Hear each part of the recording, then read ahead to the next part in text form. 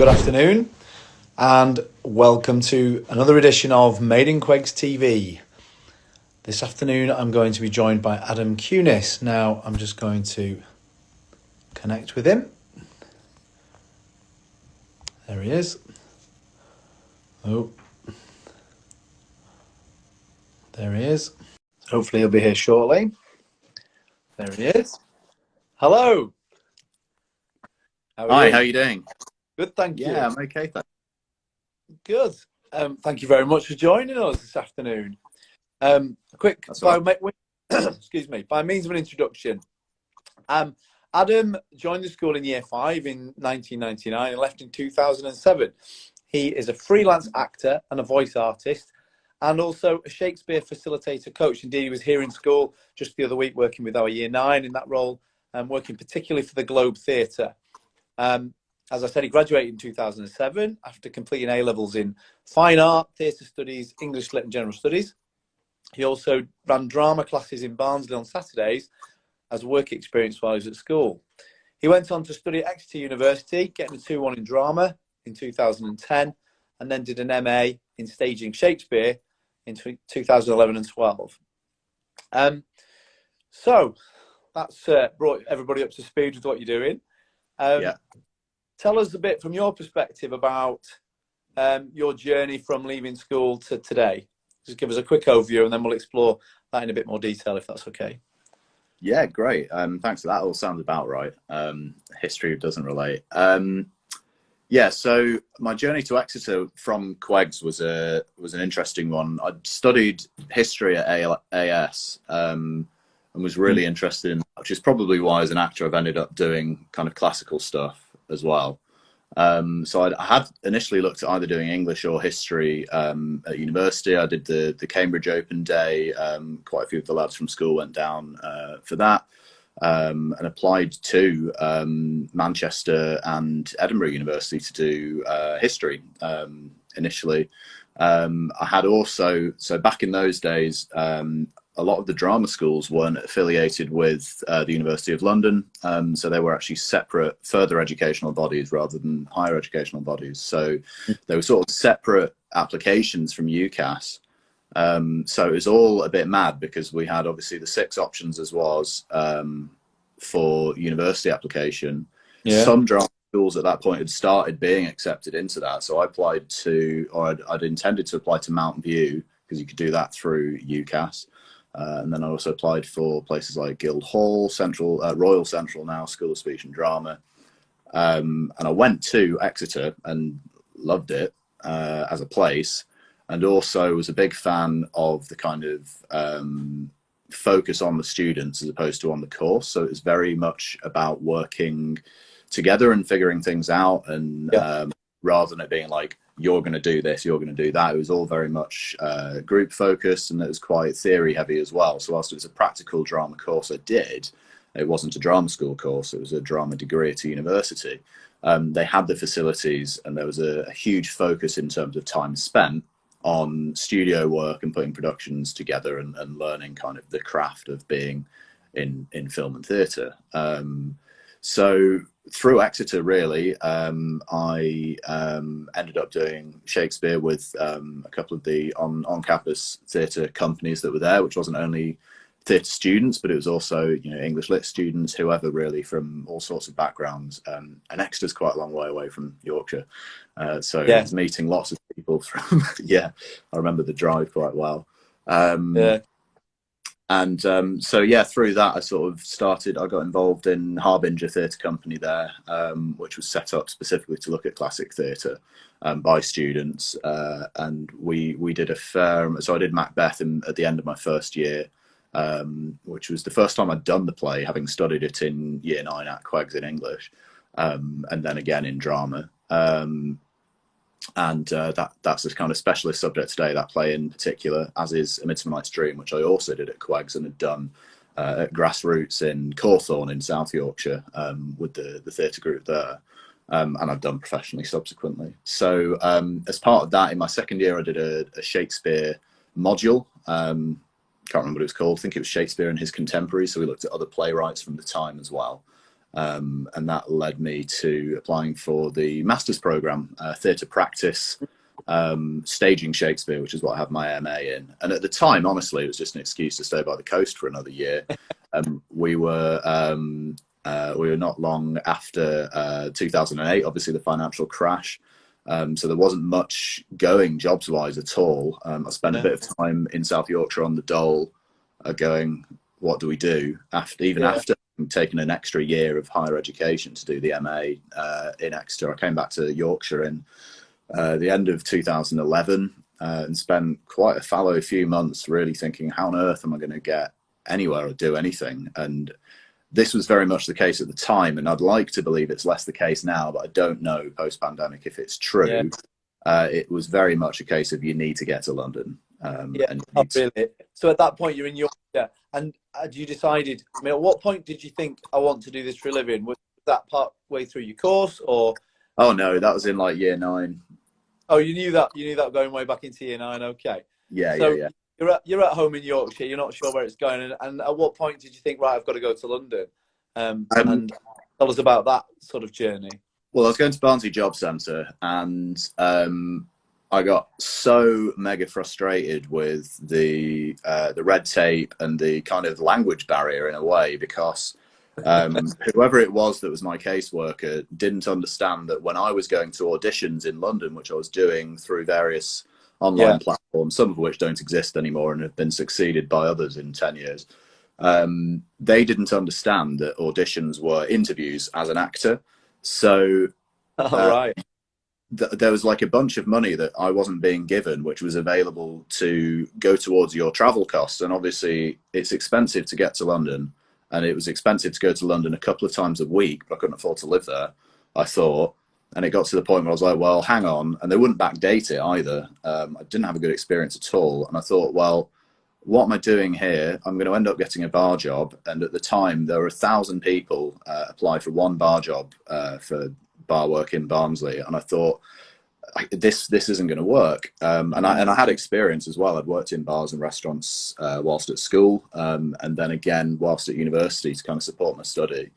So I thought, well, if I'm going to find a job anywhere, it may as well be where the work I want to do is. So I had a bit of money saved up from some work in the summers doing landscaping and stuff, and I took that with me and pretty much spent it all in 6 months, but made the contacts I needed to, and finally kind of work started coming in. And I mean, I spent I'm lucky enough that my uncle lives in Islington, so I was able to spend not a lot of time, but a few weeks here or there between kind of couch surfing and rubbish flats, kind of dossing at his, and I stayed with some friends in Wimbledon as well. So it was really a sort of, I'm going to eventually burn through all my savings in Yorkshire, where there's at that time in particular no opportunity for what I wanted to do. If I'm going to burn through it, I may as well burn through it somewhere where I can literally walk up and down the Strand and walk up and down in Soho and just hand my CV in at every stage door for like ushering jobs, front of house jobs, that sort of thing. And what was the first break, as it were, then when you got there? What would you say? I mean, obviously you faced challenges on the way. Yeah, I mean, there's two very different sides to the industry. In terms of a break, in terms of things I wanted to be doing with my life, that was probably not financial. And the financial kind of up in the air continues, really. But in terms of moving in the right direction, what I wanted to be doing with my life and being happy with what I was doing, I was super fortunate, and it came pretty quickly into early 2012. Is that right?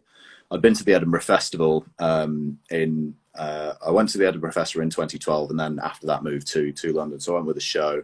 I came down to London with a show, although a profit share show, which made no money, but was a good experience, and was kind of line on the CV, foot in the door, meet some people, invite people to see it. It was in a room above a pub in Camden. So I had done obviously the MA in Shakespeare, and as part of that, we had a week of workshops in Exeter with practitioner workshop leaders from the globe, which is what I do now.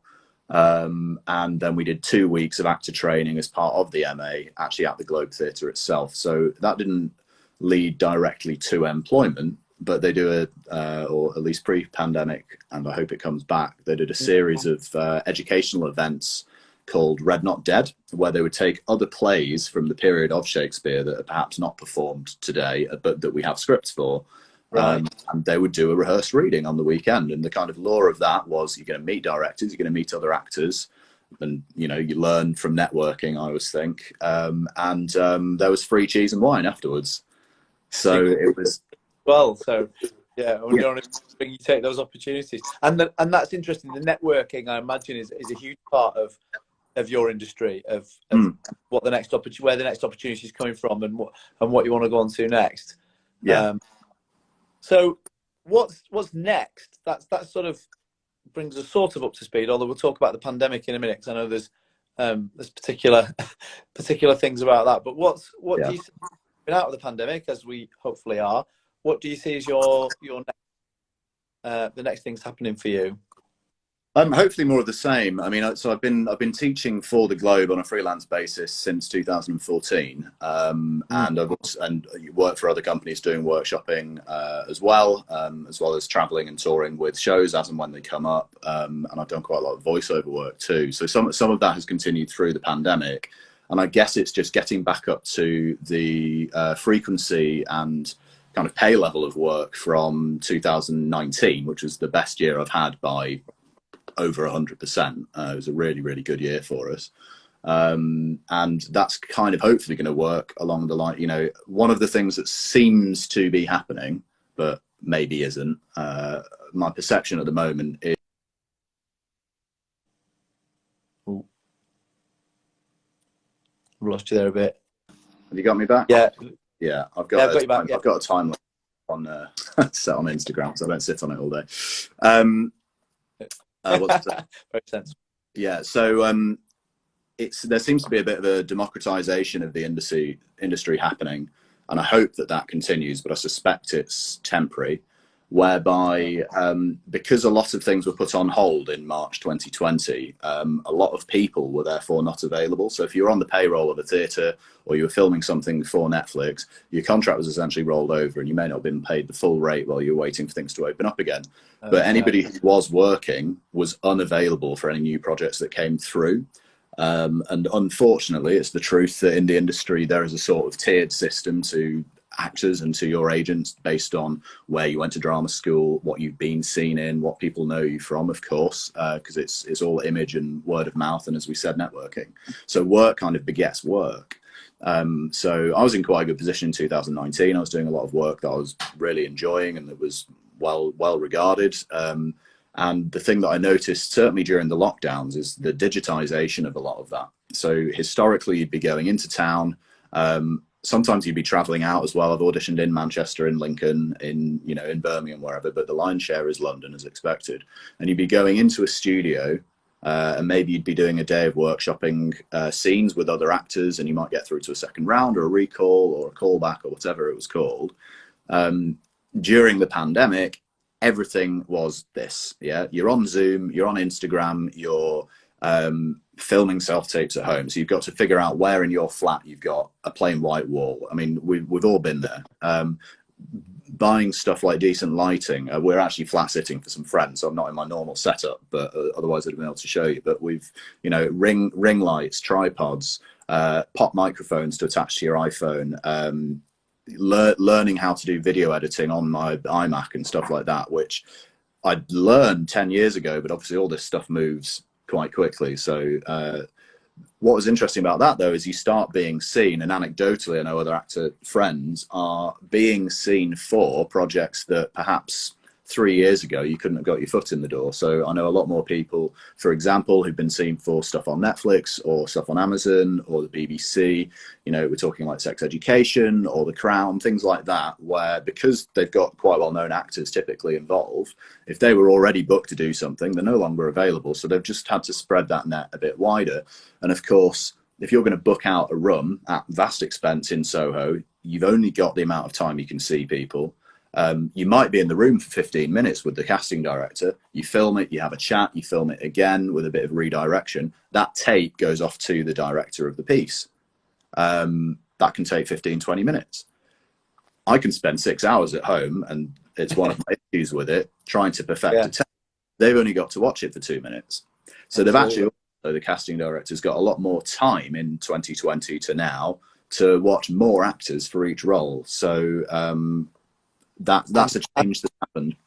And as actors, this is the democratization you were talking about. As actors, you can put more, you've got more face time and screen time because you're in control of that. Obviously, you can't control how long you're seen for, but that gives you more of a stake in it. That's a really interesting perspective on that. So, as you say, the industry's is changing, and will continue to, one imagines. Or do you think it will go back to how it was before? What's your take on that? I think on the whole, it's very slow moving. I mean, you know, it's only 10 years on since I finished my MA, and you know, we were, even by that point, submitting essays digitally, whereas in my undergraduate we were printing them out and walking them onto campus. A nightmare. But I was amazed in 2012, 2013, first doing shows in pubs and wherever in London. Your headshot, you were still printing them out, you know, like Joey does in Friends. Great expense, in black and white, film camera, and that was the industry standard. And it was only in about 2015, which seems recent to me, maybe not some of your students, where it went to colour and it went to digital. And not only that, but those were the preferred option. So it's very slow moving. You know, there are still some of the big old-fashioned agencies that represent your very famous actors who don't even really have a functional website, because it's so much word of mouth and picking up the phone and taking somebody to lunch and having a conversation and reading a play and all that sort of thing. So I think that digitization and democratization, as we're talking about, is a good thing, but whether or not it's going to quite happen at the speed at which we've seen it in other industries, such as education, where of course the immediate need of having to go online was pretty apparent to me as a workshop practitioner, and I know for you as staff at the Grammar School Foundation, it's not as fleet as that. One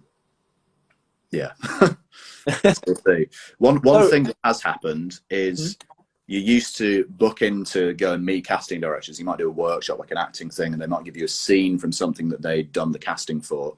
That definitely is happening online, and I think that's here to stay. So it gives you an opportunity to get in the room with people who maybe wouldn't have the time or inclination to respond to your email. If it's a cold email, they've not met you. So I think that's a good thing. But then in terms of theatre, there is something slightly artificial about that camera lens and that screen, where you want to be in the room. And I know that where I've had success and where work has created more work is where you're able to go to the pub or have dinner with somebody afterwards, and you're able to have a chat, and it's in person. And so, I mean, that's something that I'm having to work to figure out how to do that, because, you know, best will in the world, the pandemic's not over. And, you know, in London, most theatres still require you or strongly suggest that you're wearing a mask. At the Globe Theatre, where I'm working and as an educator primarily, and have done some performance work, we're still leaving rooms empty for an hour after use, sanitising everything. I'm not allowed to hand the paper of the scenes out. They've got to be in the room for 24 hours in advance and all that sort of thing. So there's still this, and I hope that for some time as well, because I mean, when Omicron came in, I was telling you, when I was up at QEGS in January, everyone I knew who was in a show was out ill by Christmas. Every show that I knew somebody in was closed before the government said everything should be closed. So that was the reality. Yeah, and at the moment, everything's still a bit at arm's length. I know there's a guy I know who is currently understudying in a show, which I won't say which show it is, but he got called yesterday, having had nothing to do with it, because the COVID cover has COVID. Wow. Because of course they do. Yeah. So there's opportunity. And that's, you're right. It's interesting to think we're coming out of it, and there are some things that are different. And in school, it has evolved to, you know, significantly different to how it was before, but it hasn't gone away. You're quite right. No. So thank you for coming on today. One of the purposes of this is to hear about what Old Civilians are up to, and it's absolutely fascinating to get your perspectives on the industry that you're in. If we look back a bit, can you think back to your time in school, and let's reminisce a little bit? As I say, one of the purposes is to do that, and then to think for current students who might be interested in, and I know some of them are watching here who might be interested in following in your footsteps. You know, what we could talk about some of the things that you've learned that make them and advice. But can you think back to school, and is there anything that stands out as a memorable or influential moment?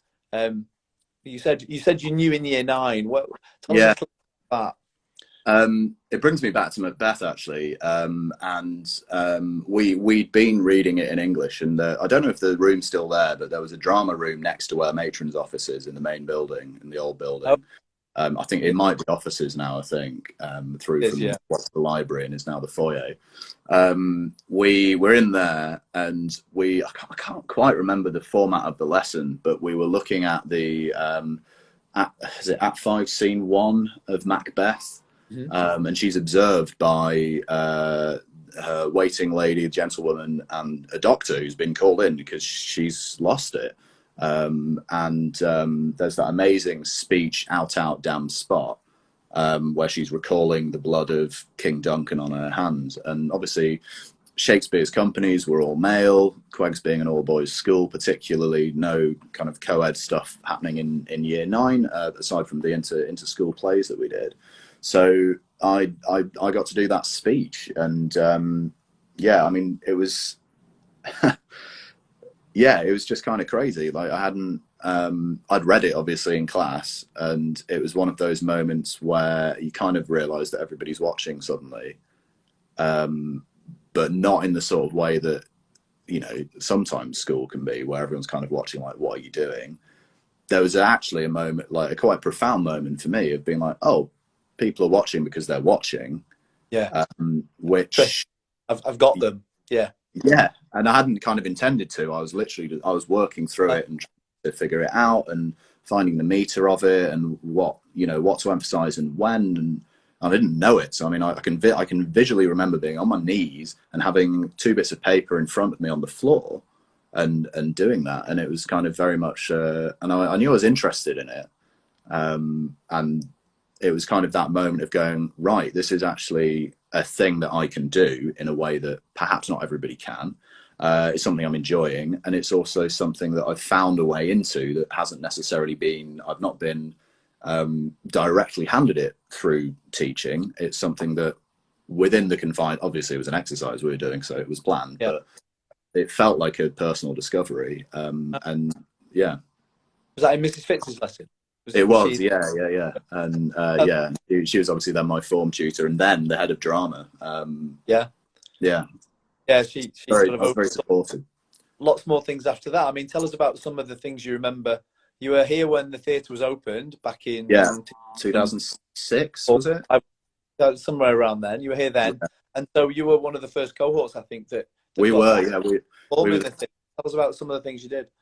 Yeah, so we were the very first year group to do theatre studies A-level. There were only 6 of us in AS and 5 of us at A-level. The Elizabeth Theatre was opened by Professor Ted Ragg in 2005, 2006, and in a ceremony. And then the first performance that was there, we did an extract from the Irish play The Shadow of a Gunman by Sean O'Casey.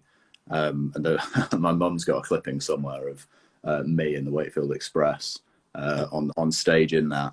And that was fab. Because it was just a sort of like, we want to put something on. I think the mayor was there and various governors and whatever. And it was like, we want to put something on, and these are our drama kids, and we'd done Midsummer Night's Dream as the school play the summer before when I was doing my GCSEs. So it's like, right, and that was in the QE hall, because it was the only space we had then.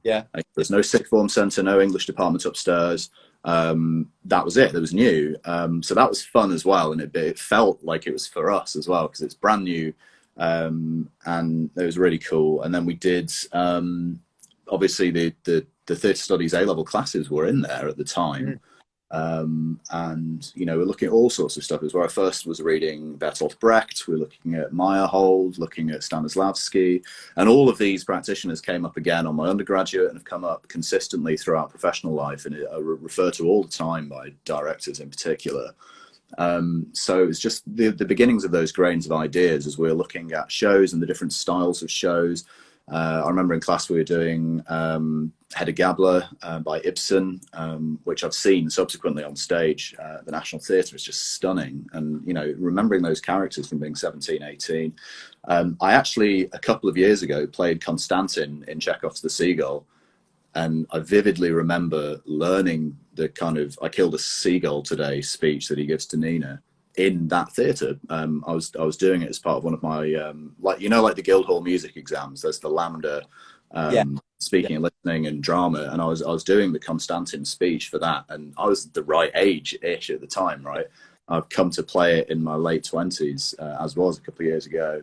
So yeah, it's really like it's amazing how vivid all of those memories are, and the things that we looked at both there and at the drama studio over at the girls' high school as well. So I mean that was super cool.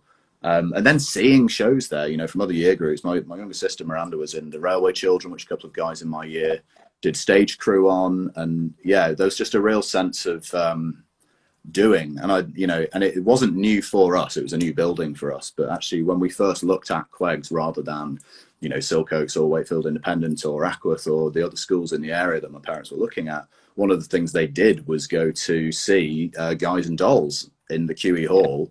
And they met, like, Nathan Book was the other guy who did A-level theatre studies with me. And that my parents met his parents when I was like 8, and they met seeing a show. And when I think back to my time there, obviously friends and playing sport and lessons, but the things that really stick out are the music performances from the swing band and the shows, whether I was in them or watching them.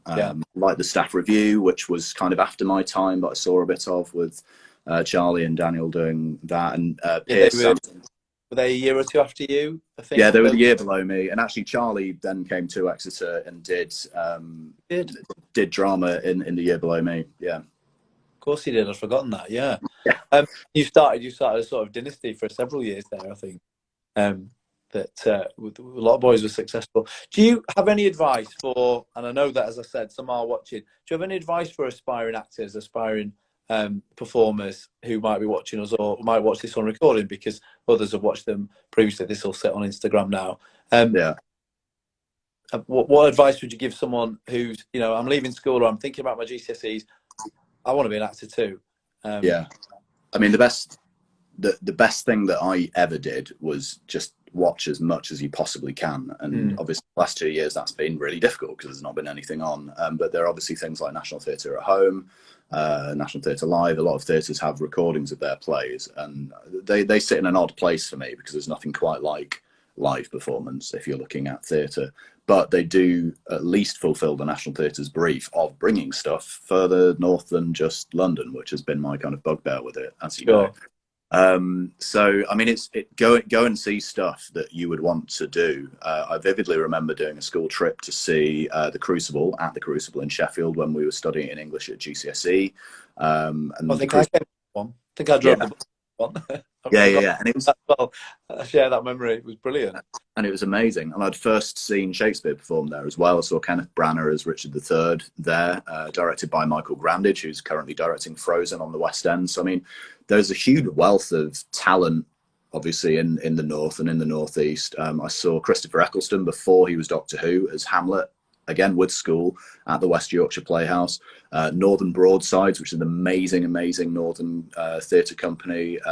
Barry Rutter, who used to be the artistic director of that, did the Wars of the Roses Shakespeare plays, kind of the trilogy, the Henriade, at the West Yorkshire Playhouse, the Leeds Playhouse as it is now.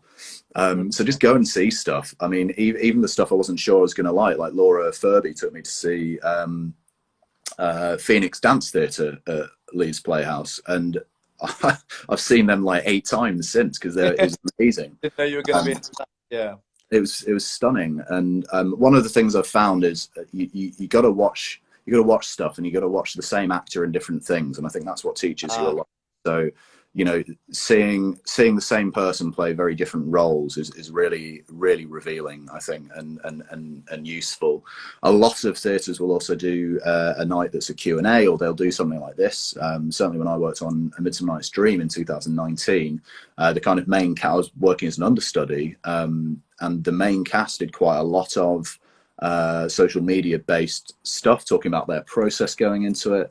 And there's often resources in terms of an educational sense if you're to contact the theatre themselves, so they might have a pack or what have you. But yeah, certainly going to see stuff. And then the other part of that is then making stuff. And I think that's easier than ever. I mean, when we were at school, there were not smartphones until like I was at uni. Like it was just coming in. We did have touch screens, but they weren't smart and they took forever.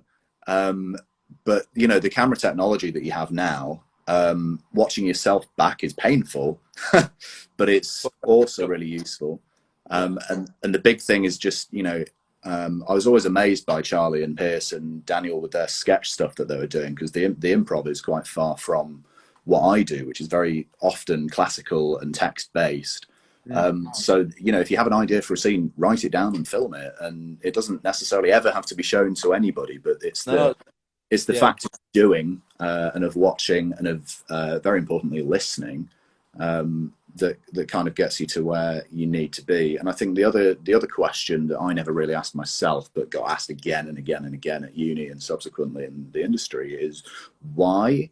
Like, why are we telling this story now? Like, what's the point of doing Macbeth in 2022? Who does that serve? Why would you do Julius Caesar? And as an example of Caesar looks like Donald Trump in 2018, right? In the park in New York, and gets closed and all of that. And it's thinking about, you know, how can you take what you're enjoying and actually you've got to serve the audience, and you've got to find a reason for putting that on. I guess though, a lot of those things are from me as a practitioner, workshop leader point of view rather than an actor's point of view, because all of those decisions are made by directors, designers, dramaturgs, not the actors themselves typically. Sure. So there's a balance there. Someone else has set the parameters for that, of course. Yeah. Wow, time has really run on. These things have been 20 minutes in the past, and we've already talked for half an hour. I could listen to you all day if I'm honest, Adam. I'm going to finish with a couple of questions. Have you got... Okay. Let's go with what is there one thing that you particularly wish you'd heard in assembly at school, for example? I remember you got your colours in assembly. You were the first one to get drama colours in assembly one day, which I know it was very important to you. But was there a particular message that that we should have said, or we did say back in the day? You did say, but it's not something I listened to, and I think that maybe I still need to listen to it, which is it's okay to say no to things. It's very tempting. We were talking earlier about networking and talking about trying to get your foot in the door. This isn't like a Me Too story or anything, but actually the industry isn't mega safe for people in terms of mental health, in terms of the amount of time you invest on things that you're not necessarily being paid for. I don't regret any of the work that I did that wasn't necessarily paid or didn't really be seen by people, especially because I didn't go to drama school. So there was a sense of sort of learning some of the work by doing and being on the job and listening. But again, you're using the word job for stuff where you're not being paid. And that has been readdressed. Equity, the Actors Union, has come down pretty hard on no pay or low pay or profit share work. And a lot of theatres, particularly in London, even pub theatres, are committed more and more to paying at least the minimum wage or the living wage for rehearsal. So it's peanuts, but at least you're not spending money to be there, which I did a lot. And that I did, you know, you can really spread yourself thin. And I think that's even more relevant today when actually your auditions are likely to be, you've got to go home, you've got to film this, you've got to commit a few hours to getting it right, rather than going into a studio and it's done in 20 minutes. You can go and meet a friend for a coffee, go to the pub, see a show. That's your day, which was fun. That was a good lifestyle, but it doesn't really exist in that way at this time, I don't think. So yeah, saying no to stuff that, you know, I mean, I look at my schedule this week and, you know, of course we've had 2 years of not much on. So it's scary to say no to things when you work for yourself. There's no salary. You've got to pay your rent. You've got to get food, etc. But actually, you know, I remember vividly being told not to do 5 A levels and ignoring that, and then just completely burning out and not really enjoying history at all, which I loved as a subject. And as I said before, was thinking about doing at uni, and it just completely fell by the wayside because there wasn't time for it, alongside working Saturday nights, playing hockey. Fine art and theatre obviously take up a lot of time as coursework subjects, let alone, you know, senior prefect duties and whatever. And that kind of approach to life followed me to uni, where despite doing a 9 to 5 drama course, which is not typical of most university experiences when you only have a few hours a week of lectures, we were in all the time.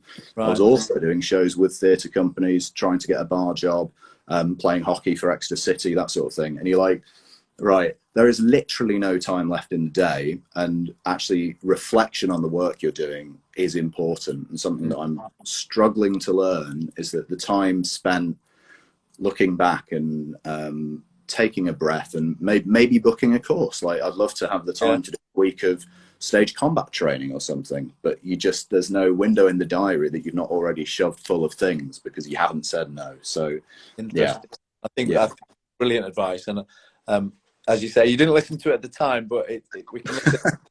And it's often the way, isn't it, that, you know, the advice that you're given becomes more relevant later when your experience grows. I think that's definitely true for all of us, students and as adults, I'm sure. Right, one more thing to finish. Okay. If you could go back in time and give yourself pick which Adam how old Adam is when you want to give him this advice, but if you could go back and give yourself one piece of advice to Adam at QEGS, what would it be?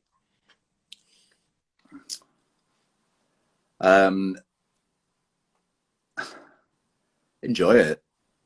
We had so much opportunity to do things. I always thought, this is now going against what I just said, but I always wanted to spend more time hanging around in the music department. I love music. Something I've discovered going to London is I love going and watching opera, which sounds very highbrow, but ultimately, as a practitioner, I really struggle going to watch theatre sometimes, because I can, as someone who teaches theatre and works in theatre, I can often see the cracks and the things that I do differently.